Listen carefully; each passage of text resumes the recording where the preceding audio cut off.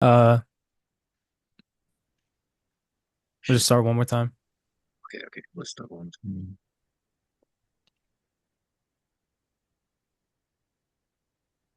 All right. Good morning. My name is John Nguyen. I'm Oliver. I'm Alex Okoronkwo. I'm Zan. And I'm Ibrahim. And today we're going to be talking about how to predict the cost of health insurance. So 60% of Americans file for bankruptcy, citing medical bills as their primary cause. Health insurance provides an important financial protection in case of these accidents or risks, but patients are now choosing between facing bankruptcy and serious disease.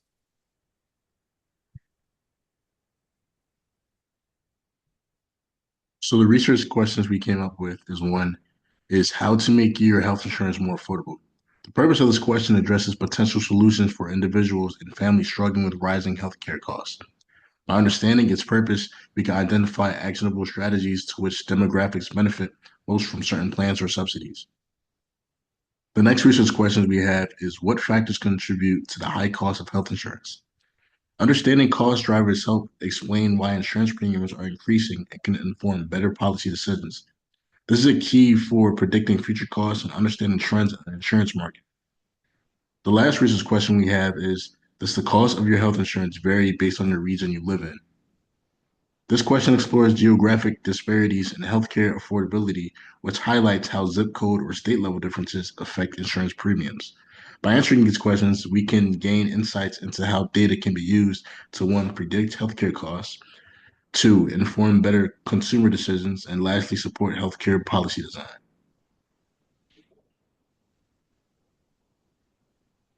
And these here are our hypotheses for the graphs. For the cost versus smoker graph, our null hypothesis is that there's no difference in average insurance costs between smokers and non-smokers. The alternative hypothesis is that there's a difference in average insurance costs between smokers and non-smokers. The result of the p-value is less than 0.05, which is the alpha, so we reject the null hypothesis. So this concludes that there's a statistically significant evidence that the average insurance cost is different between smokers and non-smokers. The next graph is cost versus sex. The null hypothesis is the average cost is the same for males and females, and the alternative hypothesis is the average cost differs between males and females. And the result of the p-value is less than 0.05, so we reject the null hypothesis again. And the conclusion of this is that there is statistically significant evidence that the average insurance cost is different between males and females. To carry out our analysis, we used R as our primary tool for visualization.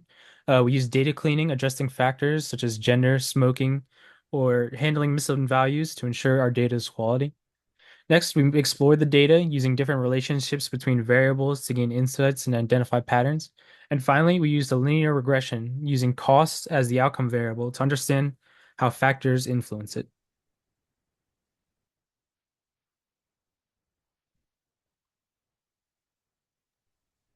Now we're going to look at some of the patterns we found in our data exploration. These graphs will help us understand which factors are connected to the cost of health insurance, which is our main research question. The left graph, insurance charges distribution by region. This graph, we're comparing insurance costs across different regions of the United States. Each bar shows how much people are paying depending on where they live. One of the biggest things that stood out here is the Southeast region. People living in the Southeast tend to pay more for their health insurance. This might be because that the region has higher rates of smoking, obesity, or chronic health issues, which could drive up their insurance costs. Meanwhile, people in the Northeast and other regions seem to pay a little bit less on average. This shows that the location really does matter when it comes to how much you pay for insurance. It also raises a question about healthcare access.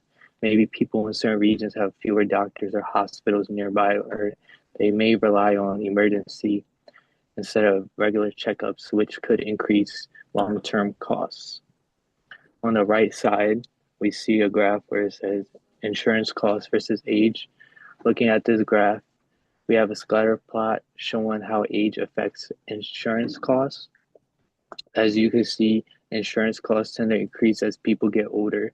You can see that the dots start lowering at younger ages, but then they start moving higher as the age increases, especially when you hit 50s or 60s.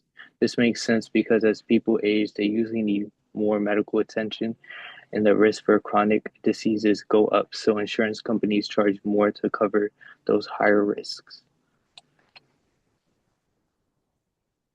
Next, we want to find out if the number of children someone has affects how much they pay for insurance. We use these two graphs here, a bar chart to show the average cost and a violin plot to show how these costs are spread out.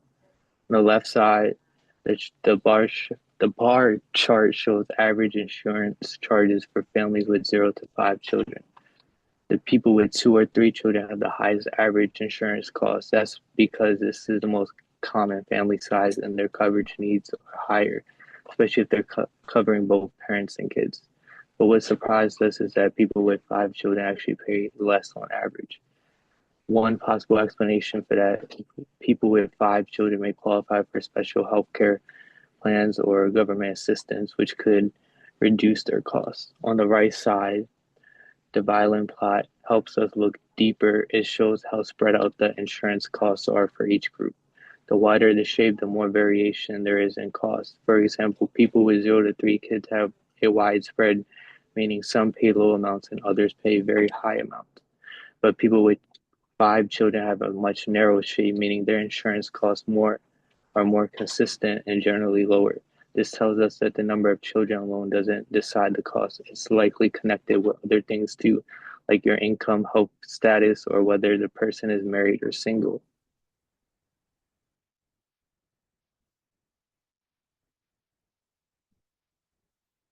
Okay, so this is our descriptive statistics. So we got the data from Kaggle, and we have over 2,000 observations in our data sets. We have 7 columns, which are the variables, um, include cost, age, gender, smoker, genes, BMI, and children's. For cost, is the total medical insurance um, cost for individual. On average, people pay about 13,000 on their insurance, on their health insurance. For age in our data set, we have people age from 18 until 64 years old. For gender, 1 means female, 0 means male. Smoker, one is smoker, 0 is non-smoker. For the region, we have northeast, northwest, southeast, and southwest. BMI, it is the body mass index. For children, we have individual who have 0 children until um, for those who have 5 children.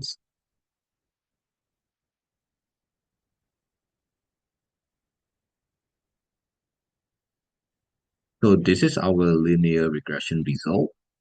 Um, we found that our adjusted R square is 75%, which means that 75% of the variations is explained by our independent variables.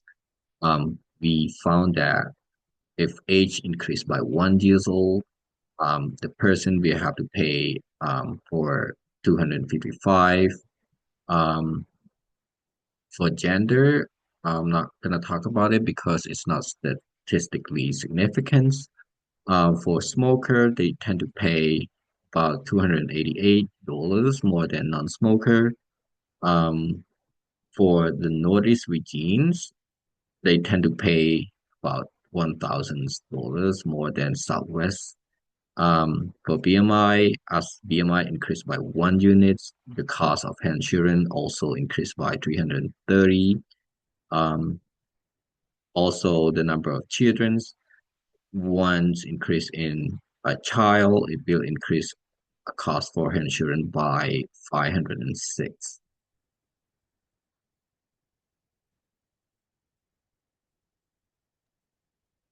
So in conclusion, From this data that was emphasized practical steps individuals that can take or manage and reduce their insurance expenses, and also maintaining a healthy BMI through proper diet and also exercising, which is key strategy by avoiding smoking, drinking, and other kind of bad habits or bad abstinence, uh, which also lowers insurance costs. The analysis also highlights regional parts, as well as suggesting that people in the Southeast that may can benefit from more affordable healthcare. And lastly, the financial implication of the family size, which is noted with the recommendation to ensure sustainability before expanding one's family. So overall, the data-driven approach underscores how lifestyle choices and regional factors play a critical role by determining health insurance costs.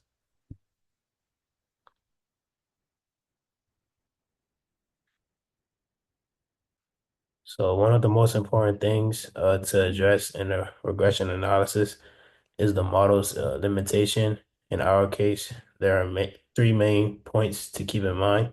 First, we have not yet checked off for the regression assumptions, which includes um, some of the meanings we're assuming straight line relationships between the predictors and the outcome of the health insurance costs.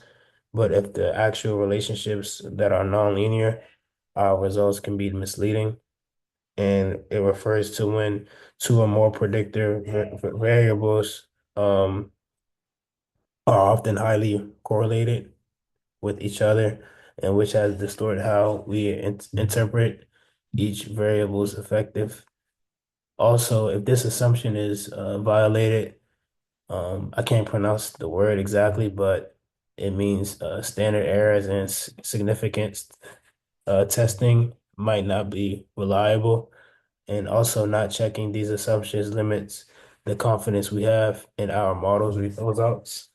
Secondly, while our model has a R square value of 75%, which is fairly strong, this still means that 25% of the variation in the health insurance cost is unexplained.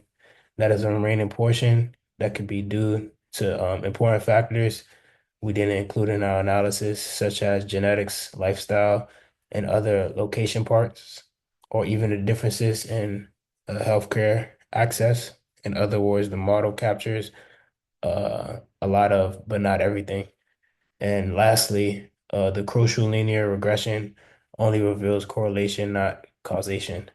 Even if we had a clear relationship between smoking and higher insurance costs, we cannot really claim that some smoking directly causes those higher costs based on this model alone. And other factors could be influenced, both smoking habits and other healthcare expenses, such as different illnesses, ages, and other economic statuses. Um, Also, establishing causation would require a different kind of approach, such as randomized control study or more advanced statistical techniques.